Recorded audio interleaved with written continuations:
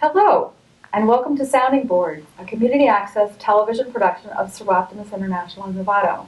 My name is Madeline Peters, and our talk today is very interesting. It's about a project that's going on at Dominican University of California that involves a whole host of people who actually have been traveling to Uganda and for the last couple of years, but they have a very interesting project that they will talk about. And I will just wanted to let you know about Seraptimus. Seraptimus International is an organization whose mission is to advance the status of women and girls both locally and globally. My name is Sister Carla Kovak.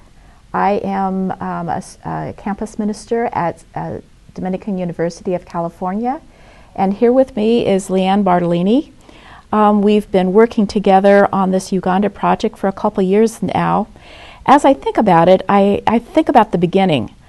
It was, Gerline, one of our students, 8 years ago, who really talked to me about her own experience of going to this rural village in Uganda, and it really transformed her life. That one experience helped her understand what she wanted to do with her education from Dominican.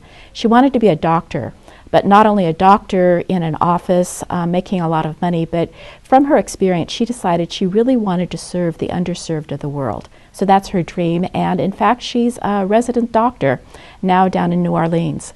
So that really inspired my passion to perhaps go back to Uganda. I had never thought about going to Africa for the last 20 years, but when I was a young person, that was sort of a dream. When I finally got to the village of Uganda, I fell in love with the people. The people were so wonderful. The first thing that they say, "You are most welcome. My name is so-and-so. Do you like Uganda?" The people of Uganda are so hospitable and friendly. And when I came home, I talked to a lot of faculty and staff about my experience and how wonderful, how really life-changing it had been. And you're one of the people I talked to. So tell me about how you ended up using your sabbatical time. So you and I were talking, and we had a visiting priest from Uganda, Father Kizito, who's a fantastic young Ugandan who actually worked in the United States and knew something about life in the United States. And I knew I wanted to do a sabbatical in Africa. I was really interested in women's issues in Africa, so I decided to go to his village after he invited me there. And I spent 2 weeks in the capital city studying women's issue at various different organizations. And then 2 weeks out in the village, meeting with different women's groups every day and hearing about their lives and their stories and their challenges and some of the really difficult things facing women in Uganda. One of them is difficulty with employment, difficulty with access to education for young girls, domestic violence, problems with HIV/AIDS and how that really left so many orphans in Uganda. So I just came back so full of knowing what the needs were and realizing that Dominican could really partner with this small village in Uganda and perhaps start to make a small difference on the other side of the world.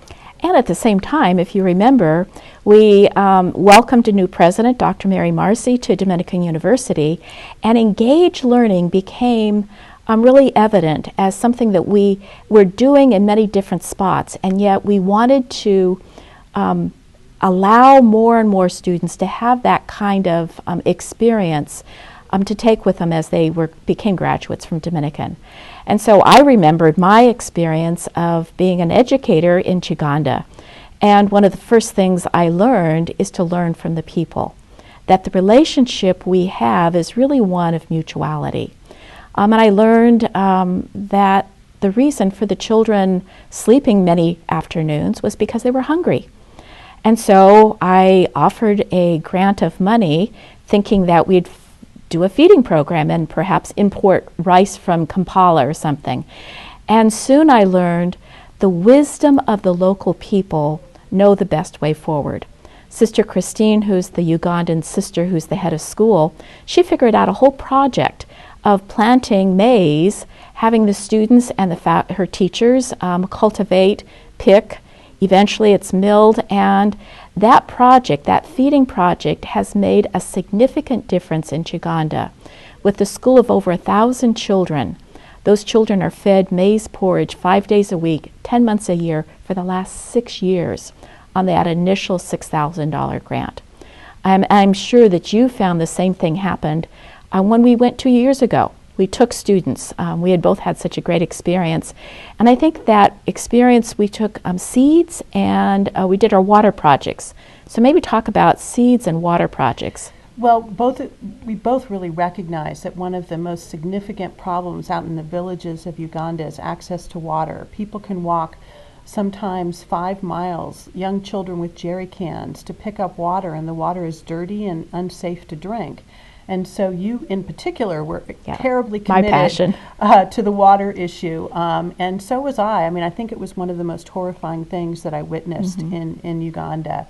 We were also really committed with this first group of students in 2012 to trying to help with the diversity in their food supply. We both recognized that the things that they grow were really limited, and we thought we could help because we come from such a rich agricultural area.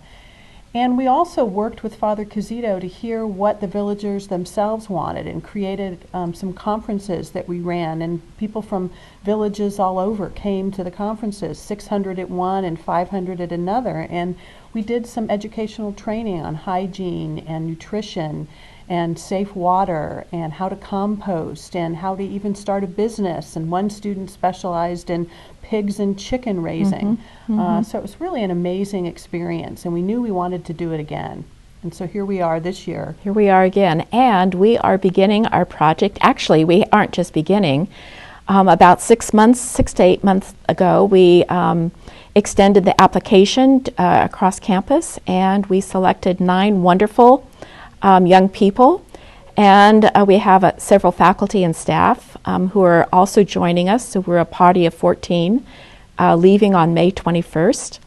And our projects will be not only the seeds, the water project, but also Kindle readers this year.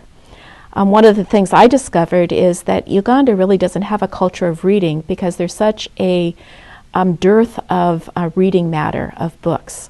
And so we heard about World Reader, and can you tell a little bit about Kimberly when she came and visited us? Well, you were the one who really discovered World Reader, and I think it's such an amazing program. It's one of the things I think we're all most excited about, because World Reader partners with different organizations to bring books around the world on Kindles.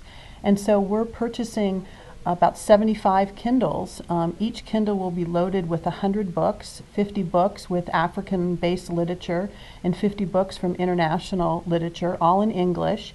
And we also will be working with a primary teacher in the school that's going to help the students and the other faculty in the school learn how to use the Kindles. He's going to be Skyping with someone back in the United States to troubleshoot problems with these books, and even load books on these Kindles. When the students read all 100 books that are loaded on each one, we can offer more books to the kids. So really we're bringing 7,500 books with us in these 75 Kindles, and it's really exciting to think how it might begin to transform literacy, English language skills, and just really a love for learning in this school.